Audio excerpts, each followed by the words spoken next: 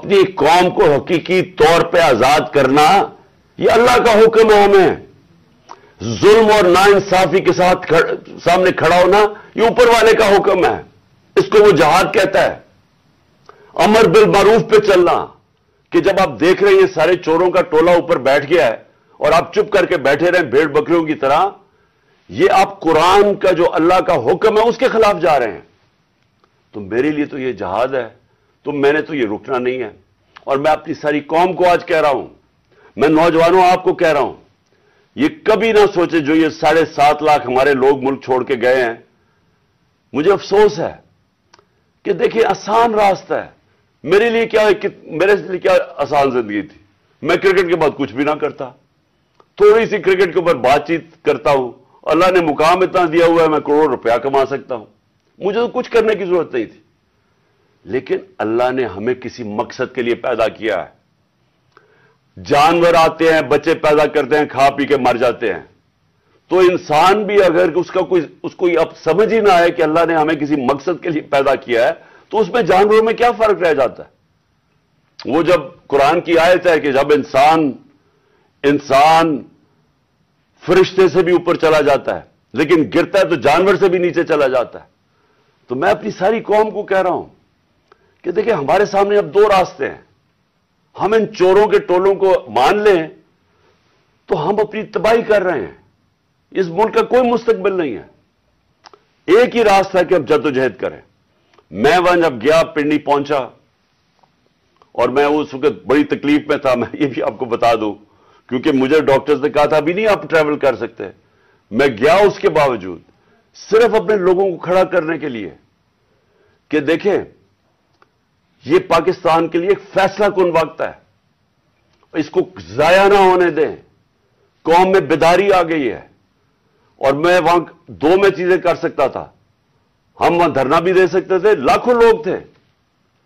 ہم وہاں اسلام آباد کے اوپر بھی جا سکتے تھے, اتنے لوگ تھے. ہم اسلام آباد میں خون خرابہ ہونا تھا وہاں, اور کئی دفعہ لوگ چاہتے ہیں کہ خون خرابہ ہو, لاشیں گریں تاکہ وہ جناب ان کی تحریک اور اٹھ جائے.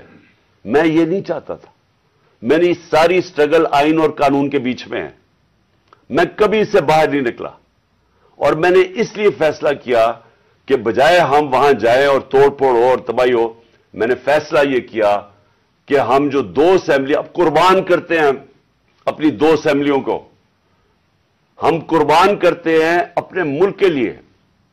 اور اس لیے کرتے ہیں کہ ان کو جب 66% پاکستان میں الیکشن ہوگا, جب ہم ان 2 اسمبلیوں سے نکلیں گے, جو میں بھی بتانے لگا ہوں کب نکلیں گے, 66% پاکستان میں الیکشن ہوگا. تو عقل تو یہ کہتی ہے کہ آپ جنرل الیکشن کروا دیں. لیکن میں پھر سے کہتا ہوں یہ خوف زدہ ہیں, الیکشن ہارنے سے ڈرے ہوئے ہیں. ان کا کوئی پاکستان کا مقصد نہیں کہ پاکستان اوپر جا رہا ہے یا نیچے جا رہا ہے. ان کا مقصد ایک ہے, کیسے اپنا چوری کا پیسہ بچانا ہے انہوں نے. اور اس لیے یہ الیکشن نہیں کروائیں گے. اور اسی لیے ہم نے فیصلہ کیا کہ ہم الیکشن کروائیں گے.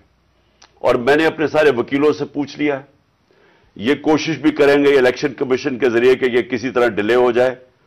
آئین بالکل اجازت نہیں دیتا 90 دن کے آگے. ہم نے فیصلہ کیا ہے اور میں بڑا شکر گزار ہوں اپنے دونوں چیف منسٹرز کا کہ انہوں نے بالکل میرے ساتھ چلے ہیں, میرا ساتھ دیا ہے. ہم نے فیصلہ یہ کیا ہے کہ ہم اگلے جمعے کو, آج ہے ہفتہ, اگلے جمعے کو ہم دونوں پختونخوا کی اسمبلی ڈیزالو کر دیں گے اور پنجاب کی اسمبلی ڈیزالو کر دیں گے. اور اس کے بعد ہم الیکشن کی تیاری کریں گے.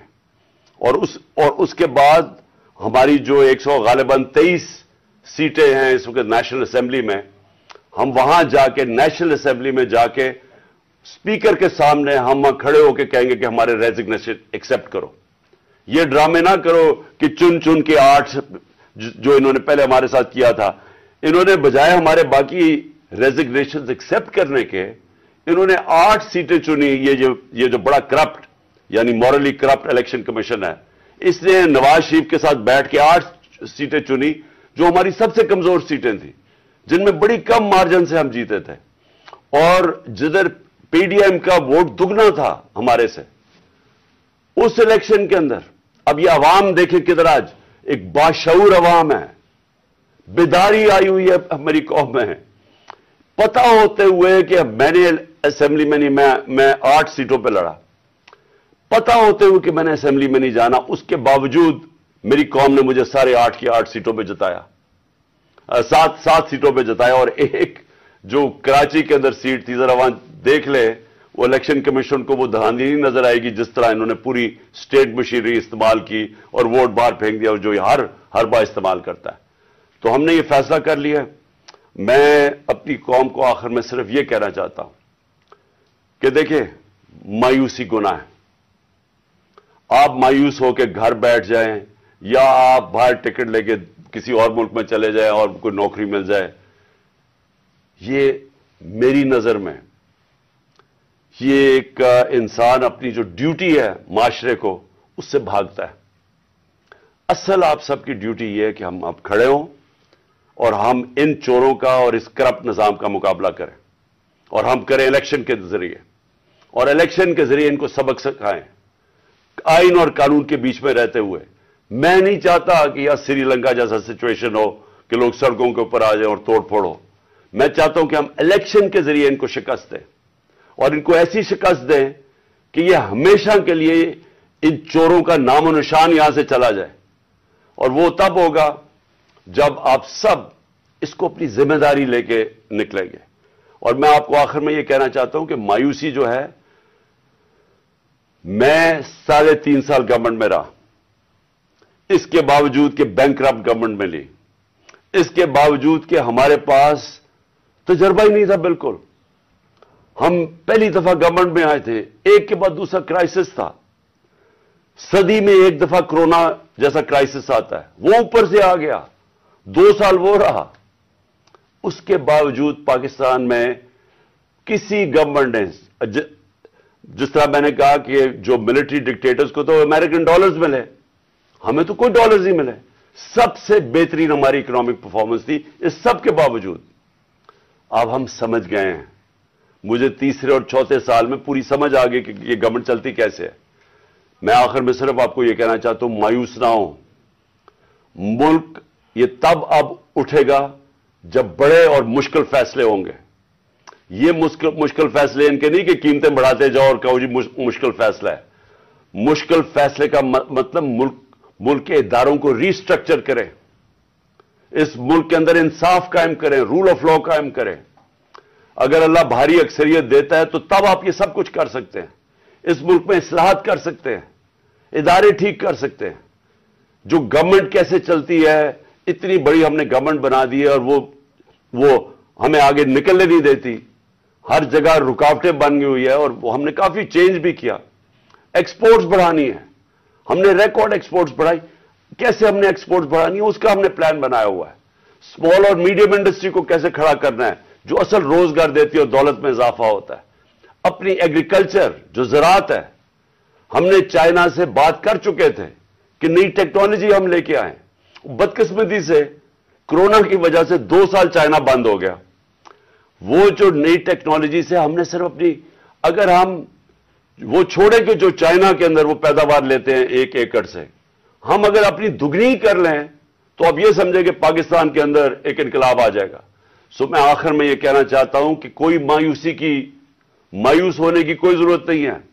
یہ ٹورزم میں ہی ہم اتنا پیسہ بنا سکتے ہیں, اور وہ بھی بدقسمتی سے کرونا کی وجہ سے ٹورزم ساری دنیا میں بند ہوگی. ہم اس ملک کو اٹھا سکتے ہیں, لیکن وہ گورنمنٹ اٹھائے گی جس کے پاس ایک مینڈیٹ ہو, جس کے پاس عوام کی طاقت ہو. اور اس اللہ کے بعد اس ملک کے جو وارث ہیں وہ عوام ہیں, اور کوئی نہیں. عوام اس ملک کی وارث ہے, اور میں آپ میں سے ہوں. ہم نے اس عوام نے ایک قوم بن کے ہم نے اس مشکل وقت سے نکلنا ہے.